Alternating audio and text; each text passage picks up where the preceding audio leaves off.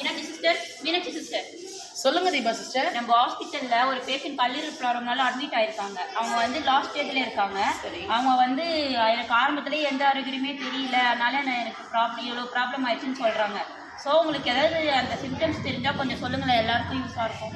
தாராளமாக சொல்லிடலாம் சிஸ்டர். இப்போ முதல் சிம்டம்ஸ் வந்து பசியின்மை.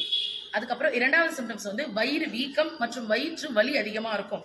அதுக்கப்புறம் கண்ணுக்கு கீழே கருவளையம் அதிகமாக இருக்கும், கண்ணை சுற்றி சுருக்கங்கள் அதிகமாக வந்துடும். அதுக்கப்புறமா வந்து வாந்தி அதிகமாக எடுக்கிற மாதிரி இருக்கும்.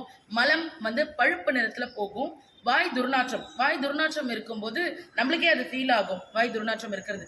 அதுக்கப்புறமா ரத்த தட்டணுக்கள், நம்ம ரத்தம் உரையிற தன்மை குறைஞ்சிரும். நம்ம ரத்தத்தில் இருக்க தட்டணுக்கள்னால ரத்தம் உரையிற தன்மை குறைஞ்சிருச்சுன்னா பிளட் லாஸ், அடிப்பட்டா பிளட் லாஸ் அதிகமாக ஆகிக்கிட்டே இருக்கும். அதுக்கப்புறமா சிறுநீர் மஞ்சள் நிறத்தில் வெளியேறும். எல்லாரும் நினைப்பாங்க மஞ்சள் காமலை வந்தால் தானே சிறுநீர் மஞ்சள் நிறத்தில் வெளியேறும். இல்லை, மஞ்சள் காமலை வந்த உடனே ஃபர்ஸ்ட் அஃபெக்ட் ஆகிறது நம்ம கணையத்திலிருந்து கல்லீரலை தான் அஃபெக்ட் பண்ணும். அதனால இதுக்கும் அதுக்கும் தொடர்பு இருக்கு. ஸோ இது எல்லாமே இதோட சிம்டம்ஸ். பரவாயில்ல சிஸ்டர், உங்களுக்கு இவ்வளோ விஷயம் தெரிஞ்சிருக்கு. நீங்கள் எப்படி சிஸ்டர் எல்லாம் தெரிஞ்சுக்கிட்டீங்க? நம்ம அன்னை பாராமெடிக்கல் இன்ஸ்டியூட்ல இதை பற்றி நம்மளுக்கு சொல்லித்தராங்க. உங்களுக்கும் இது போல பயனுள்ள டிப்ஸ் தெரியணும்னா நம்ம அன்னை பாராமெடிக்கல் பேஜை லைக் பண்ணுங்க, ஷேர் பண்ணுங்க அண்ட் மறக்காம சப்ஸ்கிரைப் பண்ணுங்க.